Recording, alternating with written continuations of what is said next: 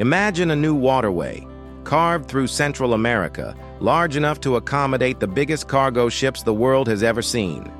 A $65 billion mega project aiming to reshape global trade and shipping routes as we know them. But this isn't a vision of the distant future. It's a real project that could challenge, or even dethrone, the century-old Panama Canal. What's at stake? Trillions in trade, geopolitical influence, and the very control of the global supply chain. Welcome to the story of the Nicaraguan Canal, a controversial and ambitious infrastructure project that may forever change the map of international commerce. For over a century, the Panama Canal has served as a critical artery in the global trade network. Completed in 1914 after years of engineering challenges, political maneuvering, and thousands of worker deaths, the canal revolutionized maritime commerce. Before it existed, ships had to travel around the southern tip of South America, a perilous and costly route. With the canal, cargo could move between the Atlantic and Pacific Oceans in a fraction of the time, saving weeks of travel and millions of dollars in fuel. Today, over 14,000 ships pass through the canal every year, carrying more than 300 million tons of cargo.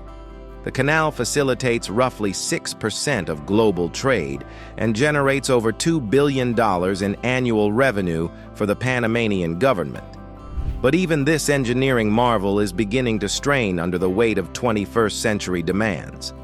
Since the dawn of the global supply chain boom, ships have grown drastically in size. The largest modern vessels, ultra-large container ships, or ULCS, can carry over 24,000 containers.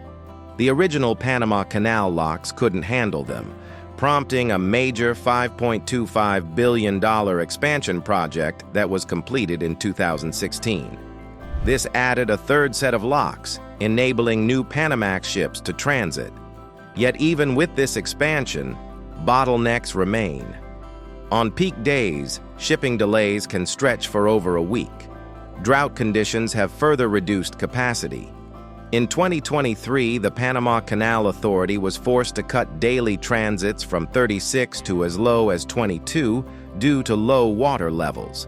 These disruptions ripple across global markets, delaying shipments, raising freight costs, and disrupting just-in-time inventory systems. The need for an alternative is becoming increasingly urgent. Enter the Nicaraguan Canal.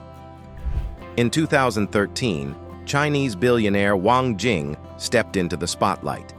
His company, the Hong Kong-Nicaragua Canal Development HKND Group, struck a deal with the Nicaraguan government to build an alternative waterway, a canal longer, deeper, and wider than Panama's.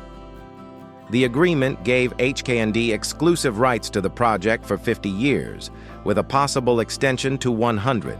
The proposed canal would stretch 173 miles, 278 kilometers, connecting the Atlantic and Pacific via Lake Nicaragua, the largest freshwater lake in Central America.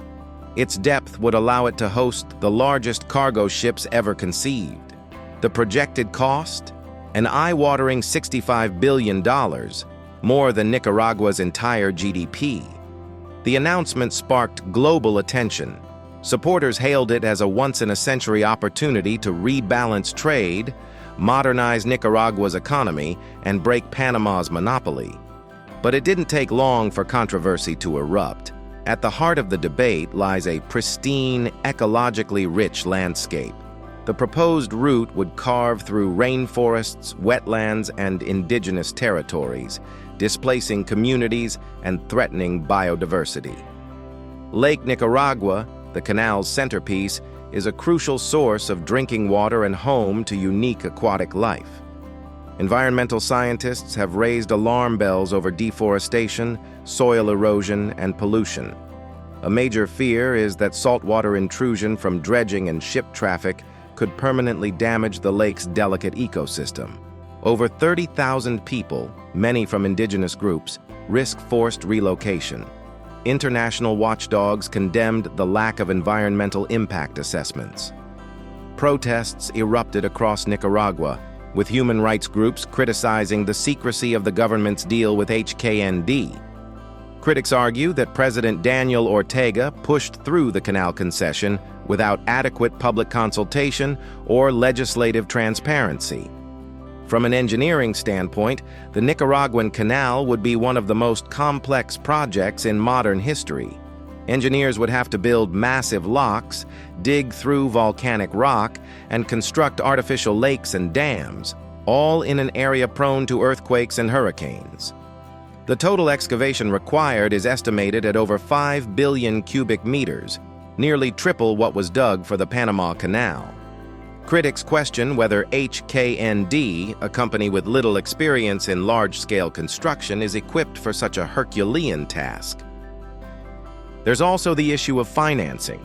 Wang Jing's personal fortune, once estimated at $10 billion, suffered massive losses during the 2015 Chinese stock market crash. Since then, the project has been stalled, with no major construction underway and timelines continuously pushed back. Beyond trade and engineering, the Nicaraguan Canal also sits at the crossroads of global geopolitics. Many experts see it as part of China's Belt and Road Initiative, a grand strategy to extend its economic influence through infrastructure investments across Asia, Africa, and Latin America. If completed, the canal would serve as a strategic asset for Chinese trade and military logistics. It would allow Chinese-owned ships to bypass U.S.-influenced choke points and secure faster access to key markets in the Americas. This has alarmed U.S. policymakers. Washington has traditionally viewed Central America as its sphere of influence. A Chinese-funded mega-project in Nicaragua could shift that balance, giving Beijing a permanent economic and strategic presence in the region. In 2021, Nicaragua formally severed diplomatic ties with Taiwan and re-established relations with China, a move widely interpreted as aligning with Beijing's interests and potentially reviving canal ambitions. If the canal ever becomes operational, the economic fallout for Panama could be significant. Analysts predict annual losses of up to $2 billion in canal toll revenue, a devastating blow for a country where the canal accounts for a large portion of GDP. Shipping companies like Maersk and COSCO have expressed cautious interest in the Nicaraguan route. If transit times drop and capacities increase, the cost savings for companies could be in the billions annually. That could reshape the way goods move between Asia, the Americas, and Europe. Retail giants, from Amazon to Walmart, are increasingly dependent on time-sensitive logistics. A faster canal could give companies more control over inventory and fuel costs, especially as oil prices fluctuate and sustainability becomes a top priority. So, where does the project stand today? As of 2025, no large-scale construction has begun. Satellite images show limited development along the proposed route. Wang Jing has remained quiet, and the HKND Group's website is no longer active. However, President Ortega continues to signal support, claiming the project is merely delayed, not canceled. Some experts believe it may be revived under a new Chinese contractor, possibly under state control rather than a private firm. Others say it's dead, a victim of overreach, poor planning, and shifting global priorities. Yet, the vision lingers. In a world increasingly plagued by choke points, conflicts, and disrupted supply chains, alternatives are valuable. Whether it's the Nicaraguan Canal or another megaproject, the race to modernize trade infrastructure is just beginning. What does the Nicaraguan Canal teach us? First, it reveals the fragility of global logistics. Our interconnected economy depends on narrow pathways vulnerable to climate change, politics, and overcapacity. Second, it shows how infrastructure is never just about engineering. It's about power, influence, and control. While the canal remains uncertain, its story is a glimpse into the future, where global trade no longer flows through 20th century corridors, but instead through new, contested, and technologically advanced routes.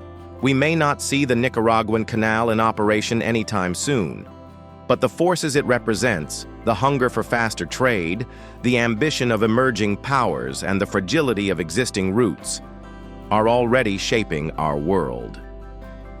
As we stand at the edge of a new era in global shipping, the question remains, who will control the arteries of tomorrow's economy? And what price are we willing to pay for speed, efficiency, and control? If you found this story as fascinating as we did, don't forget to like, share, and subscribe. And let us know in the comments, do you think the Nicaraguan Canal will ever become reality? Or will it go down as the most ambitious ghost project in history?